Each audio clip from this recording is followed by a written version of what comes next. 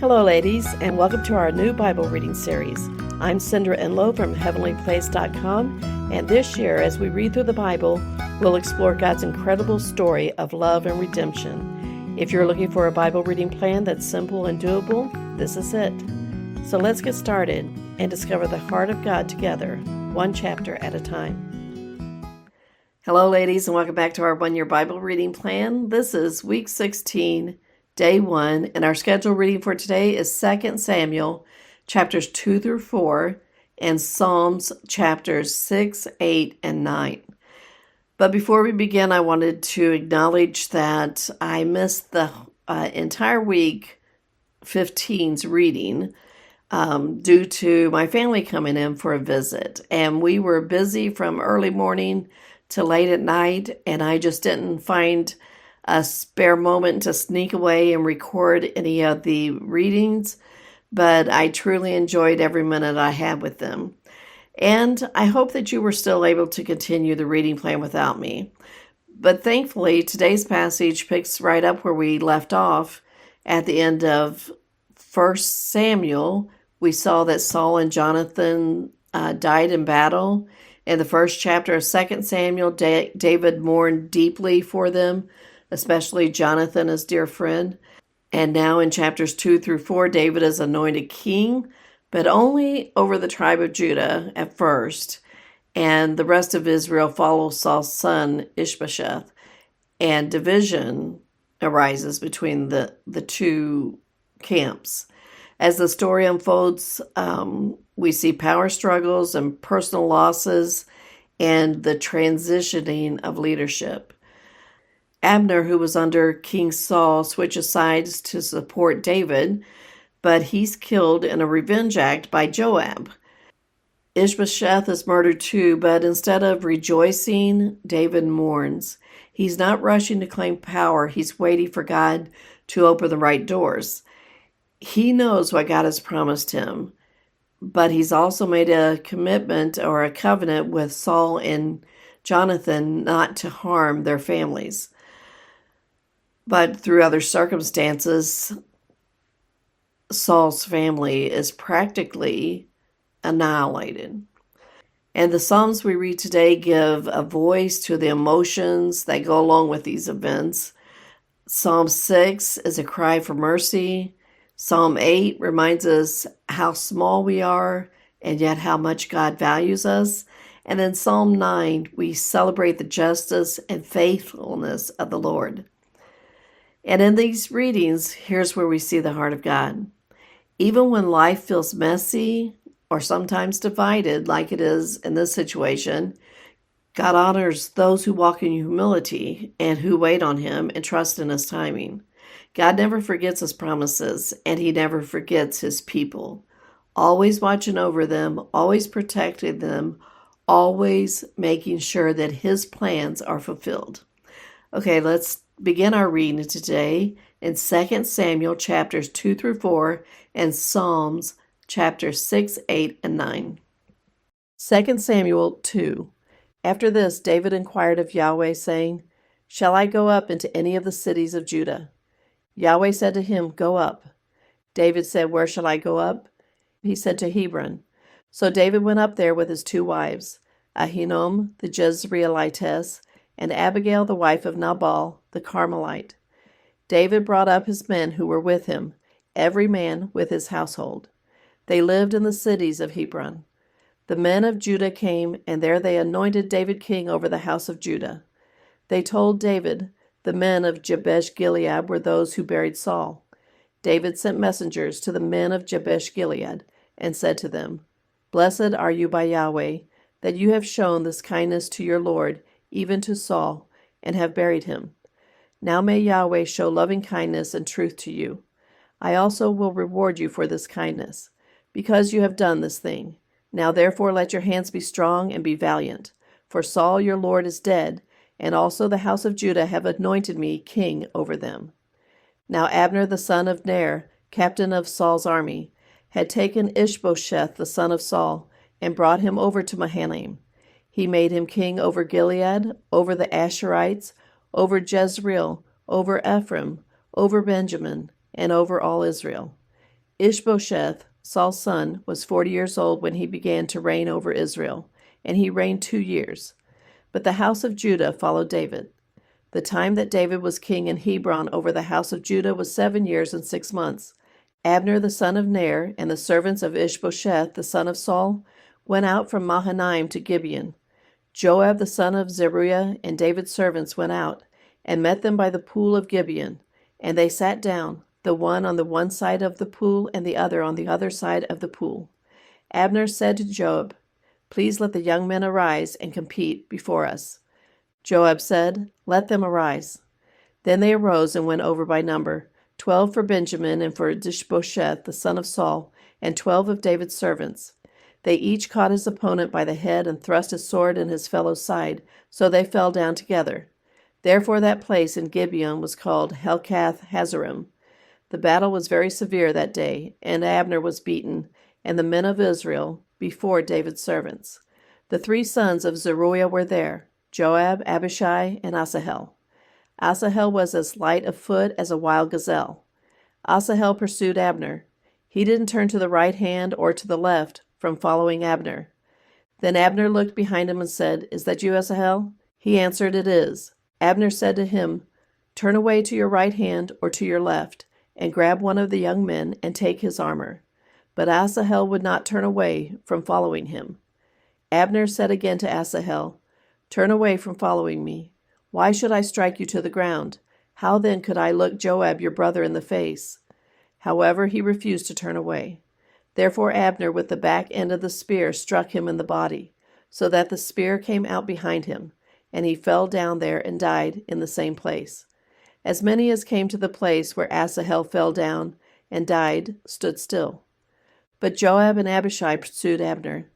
The sun went down when they had come to the hill of Ammah, that lies before Giah, by the way of the wilderness of Gibeon. The children of Benjamin gathered themselves together after Abner and became one band, and stood on the top of a hill. Then Abner called to Joab and said, "Shall the sword devour forever? Don't you know that it will be bitterness in the latter end? How long will it be then before you ask the people to return from following their brothers?" Joab said, "As God lives, if you had not spoken, surely then in the morning the people would have gone away, and not each followed his brother." So Joab blew the trumpet, and all the people stood still and pursued Israel no more, and they fought no more. Abner and his men went all that night through the Arabah, and they passed over the Jordan and went through all Bithron, and came to Mahanaim. Joab returned from following Abner, and when he had gathered all the people together, 19 men of David's and Asahel were missing. But David's servants had struck Benjamin Abner's men, so that 360 men died. They took up Asahel and buried him in the tomb of his father, which was in Bethlehem. Joab and his men went all night, and the day broke on them at Hebron. 2 Samuel 3. Now there was long war between Saul's house and David's house. David grew stronger and stronger, but Saul's house grew weaker and weaker. Sons were born to David in Hebron. His firstborn was Amnon, of Ahinoam the Jezreelitess, and his second Chileab, of Abigail, the wife of Nabal the Carmelite, and the third Absalom the son of Maacah, the daughter of Talmai, king of Geshur, and the fourth Adonijah, the son of Haggith, and the fifth Shepatiah, the son of Abital, and the sixth Ithream of Eglah, David's wife. These were born to David in Hebron. While there was war between Saul's house and David's house, Abner made himself strong in Saul's house. Now Saul had a concubine, whose name was Rizpah, the daughter of Aiah, and Ishbosheth said to Abner, "Why have you gone in to my father's concubine?" Then Abner was very angry about Ishbosheth's words and said, "Am I a dog's head that belongs to Judah? Today I show kindness to your father Saul's house, to his brothers, and to his friends, and have not delivered you into the hand of David, and yet you charge me today with a fault concerning this woman. God do so to Abner, and more also if, as Yahweh has sworn to David, I don't do even so to him, to transfer the kingdom from Saul's house, and to set up David's throne over Israel and over Judah, from Dan even to Beersheba." He could not answer Abner another word, because he was afraid of him. Abner sent messengers to David on his behalf, saying, Whose is the land? And saying, Make your alliance with me, and behold, my hand will be with you to bring all Israel around to you. David said, Good. I will make a treaty with you, but one thing I require of you. That is, you will not see my face unless you first bring Michal, Saul's daughter, when you come to see my face. David sent messengers to Ishbosheth, Saul's son, saying, Deliver me my wife Michal, whom I was given to marry for 100 foreskins of the Philistines. Ishbosheth sent and took her from her husband, Paltiel, the son of Laish. Her husband went with her, weeping as he went, and followed her to Bahurim. Then Abner said to him, Go, return. And he returned. Abner had communication with the elders of Israel, saying, In times past you sought for David to be king over you. Now then do it. For Yahweh has spoken of David, saying, By the hand of my servant David I will save my people Israel out of the hand of the Philistines, and out of the hand of all their enemies. Abner also spoke in the ears of Benjamin, and Abner went also to speak in the ears of David in Hebron all that seemed good to Israel and to the whole house of Benjamin. So Abner came to David to Hebron, and 20 men with him.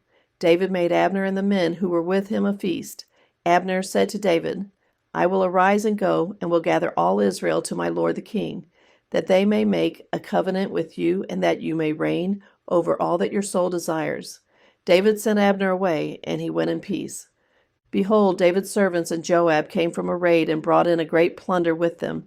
But Abner was not with David in Hebron, for he had sent him away, and he had gone in peace.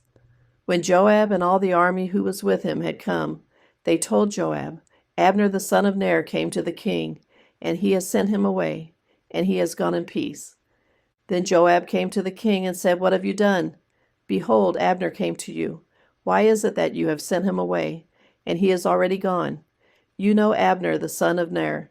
He came to deceive you, and to know your going out and your coming in, and to know all that you do. When Joab had come out from David, he sent messengers after Abner, and they brought him back from the well of Sirah, but David didn't know it. When Abner had returned to Hebron, Joab took him aside into the middle of the gate to speak with him quietly, and struck him there in the body, so that he died for the blood of Asahel his brother. Afterward, when David heard it, he said, I and my kingdom are guiltless before Yahweh, forever of the blood of Abner the son of Ner. Let it fall on the head of Joab and on all his father's house. Let there not fail from the house of Joab one who has a discharge, or who is a leper, or who leans on a staff, or who falls by the sword, or who lacks bread. So Joab and Abishai his brother killed Abner, because he had killed their brother Asahel at Gibeon in the battle. David said to Joab and to all the people who were with him, Tear your clothes and clothe yourselves with sackcloth, and mourn in front of Abner. King David followed the bier. They buried Abner in Hebron. And the king lifted up his voice and wept at Abner's grave, and all the people wept. The king lamented for Abner and said, Should Abner die as a fool dies? Your hands weren't bound, and your feet weren't put into fetters. As a man falls before the children of iniquity, so you fell. All the people wept again over him. All the people came to urge David to eat bread while it was yet day. But David swore, saying, God do so to me, and more also, if I taste bread or anything else, until the sun goes down. All the people took notice of it, and it pleased them, as whatever the king did pleased all the people. So all the people and all Israel understood that day that it was not of the king to kill Abner, the son of Ner. The king said to his servants, Don't you know that a prince and a great man has fallen today in Israel? I am weak today, though anointed king. These men, the sons of Zeruiah, are too hard for me. May Yahweh reward the evildoer according to his wickedness. 2 Samuel 4. When Saul's son heard that Abner was dead in Hebron, his hands became feeble, and all the Israelites were troubled. Saul's son had 2 men who were captains of raiding bands. The name of one was Baanah, and the name of the other Rechab, the sons of Rimmon the Beerothite, of the children of Benjamin. For Beeroth also is considered a part of Benjamin. And the Beerothites fled to Gittaim, and have lived as foreigners there until today. Now Jonathan, Saul's son, had a son who was lame in his feet. He was 5 years old when the news came about Saul and Jonathan out of Jezreel, and his nurse picked him up and fled. As she hurried to flee, he fell and became lame. His name was Mephibosheth. The sons of Rimmon, the Beerothite, Rechab and Baanah, went out and came at about the heat of the day to the house of Ishbosheth, as he took his rest at noon. They came there into the middle of the house as though they would have fetched wheat, and they struck him in the body. And Rechab and Baanah, his brother, escaped. Now when they came into the house, as he lay on his bed in his bedroom, they struck him, killed him, beheaded him, and took his head, and went by the way of the Arabah all night. They brought the head of Ishbosheth to David to Hebron, and said to the king, Behold, the head of Ishbosheth, the son of Saul, your enemy, who sought your life. Yahweh has avenged my lord the king today of Saul and of his offspring. David answered Rechab and Baanah his brother, the sons of Rimmon the Beerothite, and said to them, As Yahweh lives, who has redeemed my soul out of all adversity, when someone told me, Behold, Saul is dead. Thinking that he brought good news, I seized him and killed him in Ziklag, which was the reward I gave him for his news. How much more, when wicked men have slain a righteous person in his own house on his bed, should I not now require his blood from your hand and rid the earth of you? David commanded his young men, and they killed them, cut off their hands and their feet, and hanged them up beside the pool in Hebron. But they took the head of Ishbosheth and buried it in Abner's grave. Psalm 6. Yahweh, don't rebuke me in your anger, neither discipline me in your wrath. Have mercy on me, Yahweh, for I am faint. Yahweh, heal me, for my bones are troubled. My soul is also in great anguish. But you, Yahweh, how long? Return, Yahweh. Deliver my soul and save me for your loving kindness' sake. For in death there is no memory of you. In Sheol who shall give you thanks? I am weary with my groaning. Every night I flood my bed. I drench my couch with my tears. My eye wastes away because of grief. It grows old because of all my adversaries. Depart from me, all you workers of iniquity, for Yahweh has heard the voice of my weeping. Yahweh has heard my supplication. Yahweh accepts my prayer. May all my enemies be ashamed and dismayed. They shall turn back, they shall be disgraced suddenly. Psalm 8. Yahweh our Lord, how majestic is your name in all the earth. You have set your glory above the heavens. From the lips of babes and infants you have established strength because of your adversaries, that you might silence the enemy and the avenger. When I consider your heavens, the work of your fingers, the moon and the stars, which you have ordained, what is man that you think of him? What is the Son of Man that you care for him? For you have made him a little lower than the angels, and crowned him with glory and honor. You make him ruler over the works of your hands. You have put all things under his feet, all sheep and cattle, yes, and the animals of the field, the birds of the sky, the fish of the sea, and whatever passes through the paths of the seas. Yahweh our Lord, how majestic is your Psalm 9. Psalm 9. I will give thanks to Yahweh with my whole heart. I will tell of all your marvelous works. I will be glad and rejoice in you. I will sing praise to your name, O Most High. When my enemies turn back, they stumble and perish in your presence. For you have maintained my just cause. You sit on the throne judging righteously. You have rebuked the nations. You have destroyed the wicked. You have blotted out their name forever and ever. The enemy is overtaken by endless ruin. The very memory of the cities which you have overthrown has perished. But Yahweh reigns forever. He has prepared his throne for judgment. He will judge the world in righteousness. He will administer judgment to the peoples in uprightness. Yahweh will also be a high tower for the oppressed, a high tower in times of trouble. Those who know your name will put their trust in you, for you, Yahweh, have not forsaken those who seek you. Sing praises to Yahweh, who dwells in Zion, and declare among the people what he has done. For he who avenges blood remembers them. He doesn't forget the cry of the afflicted. Have mercy on me, Yahweh. See my affliction by those who hate me, and lift me up from the gates of death, that I may show all of your praise. I will rejoice in your salvation in the gates of the daughter of Zion. The nations have sunk down in the pit that they made. In the net which they hid, their own foot is taken. Yahweh has made himself known. He has executed judgment. The wicked is meditation, Selah. The wicked shall be turned back to Sheol, even all the nations that forget God. For the needy shall not always be forgotten, nor the hope of the poor perish forever. Arise, Yahweh. Don't let man prevail.